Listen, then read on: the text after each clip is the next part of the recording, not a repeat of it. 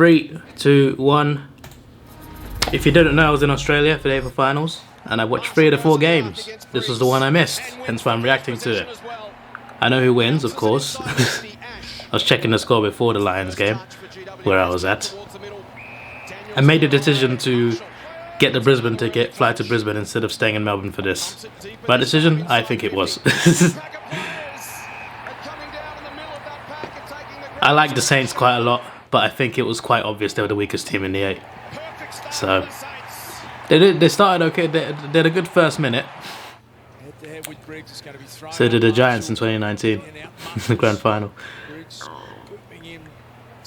Neither team has had much luck in the grand final in this decade, in this century. Sorry. Beautiful looking kick. It was just an awkward one for Riccardi trying to strike the tackle back down there. Josh Battle, and now it's going to spill out. Here he is. There we go.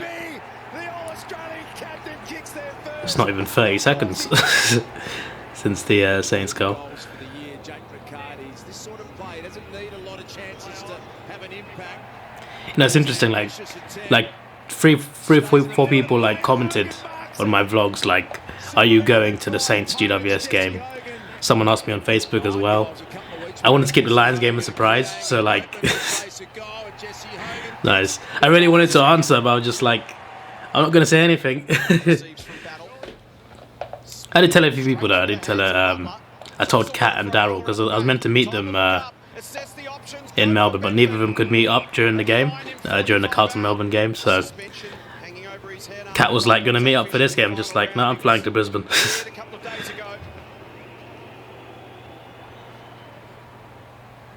Nice.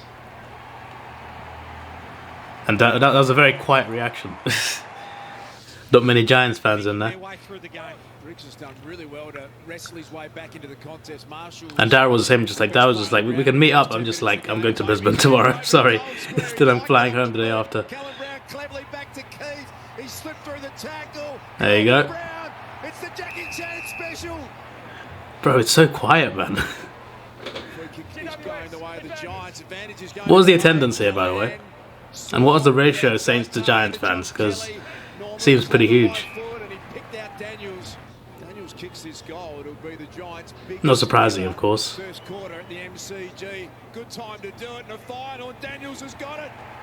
Nice one. I think only Gold Coast have less members, right? Plus they're not a Melbourne team as well. So you can't imagine many Giants fans would have travelled. Or that there are many in Victoria. There'll be at least some though. I mean, last year I went to Hawthorn Gold Coast in Tasmania. There was a Gold Coast fan on the plane with me, so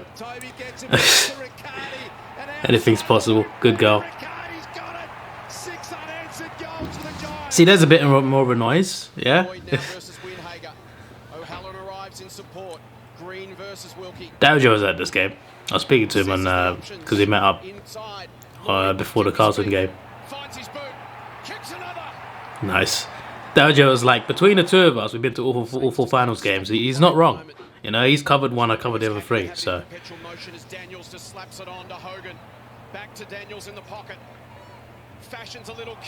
Nice.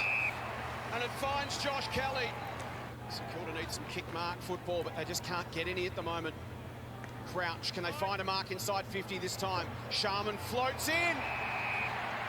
His handball put Ash under a bit of. Looks like I found the G quicker than the Saints did. I'm referring to like when I was in Brisbane, because I didn't tell anyone apart from a couple of people. Good play. Can he rise to the occasion? Yeah, I didn't tell anyone because like I was posting random photos and just like, I'm trying to find the G, guys. Can you find it? I can't find the G. And I was posting pictures of like Brisbane, trying to see if people would realise it. Then I was like, I found the G, guys, outside the Gabba, and I'm just like, have the Saints found it yet? There we go. I genuinely think any of the 6 teams could win the flag from this point. I hope it's not the Giants, but they are capable.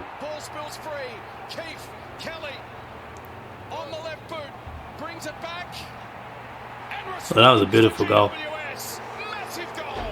Look at that. 20 seconds left in the half. A lot of boos. Advantage. Hill turns, snaps, and goals. Yeah, I know they it's only the second half, obviously, but the Saints did have a few surges. One at the midpoint of the game and the other towards the end of the game, but then it was too late. Good mark. Does it lead to a goal as well? That's a lead if so. They've got a wide open forward 50. Sharman in good position. Himmelberg at the front did superbly. Got it to ground. Wow. The battle. Well played, Harry Himmelberg. That was great defending. It's off for treatment. Philippo Works really well. needs to get involved. Moments like that can Tom Green attacks the goal impact face games massively. and finds Callum Brown. Saints living dangerously here on the edge. They trail by 30 points. Seems like a good turnout. I'm guessing 89k. Am I correct? I don't know. Nice. It was amazing being in 92k before the two MCG games, Thursday, Friday. The atmosphere was crazy. Big goal.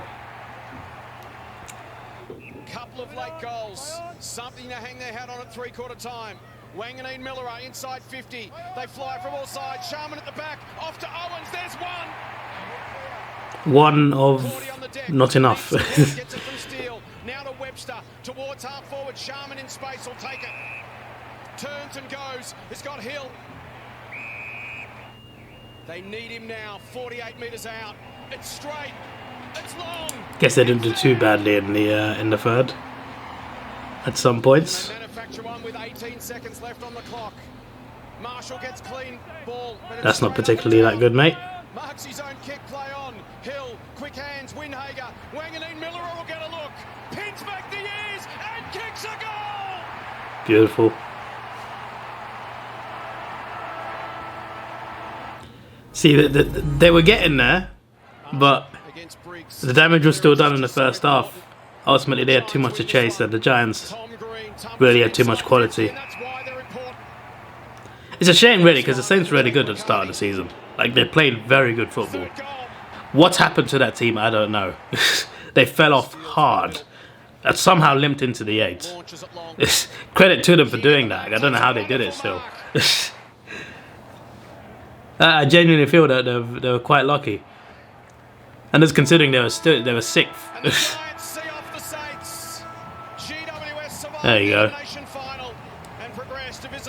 Again, I like the Saints. I hate to be harsh on them, but there's a few teams outside the 8 that would have done better than them, so I just leave it there. But there is a big sound. They got a great theme song, the Giants.